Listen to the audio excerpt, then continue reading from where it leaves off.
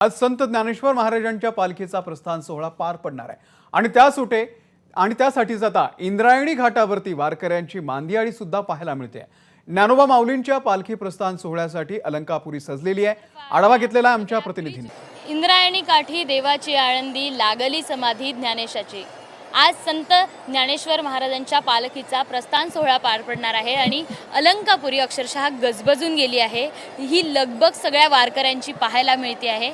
सकाळची ही वेळ आहे। सगळे वारकरी इंद्रायणीच्या घाटावर एकत्र येऊन स्नान करतायत आणि त्यांची ज्ञानेश्वर महाराजांच्या माऊलींच्या चरणी लीन होण्याची ही सगळी लगबग आपल्याला बघायला मिळते आहे। या घाटाच्या दुतर्फा त्या सगळ्या ब्रिजवर सगळीकडे आपल्याला वारकरीच बघायला मिळतोय।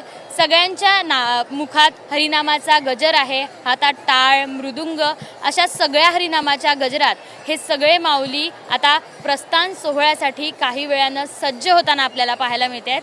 प्रचंड प्रमाणात साधारण लाखो वारकरी या अलंकापुरीत दाखल झाले आहेत। त्यांच्या बंदोबस्तासाठी मोठा पोलीस बंदोबस्त तैनात करण्यात आला आहे।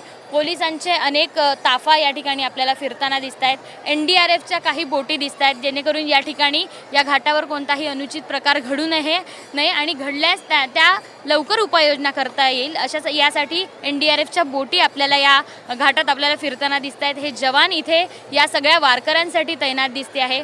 अनेक लहानांपासून तर मोठ्यांपर्यंत सगळे वारकरी या सगळ्या गजरात दंग झालेले बघायला मिळत आहेत आणि या घाटावर दोन्ही दुतर्फा या घाटावर सगळे वारकरी स्नान करून माऊलींच्या चरणी लीन होण्यासाठी जाताना पण आपल्याला बघायला मिळते। साधारण सगळीकडे भक्तिमय वातावरण, आनंदमय वातावरण, उत्साहाचं वातावरण या ठिकाणी पाहायला मिळत आहे आणि हेच वातावरण संध्याकाळपर्यंत, याच वारकऱ्यांचा हाच उत्साह संध्याकाळपर्यंत असाच कायम असणार आहे।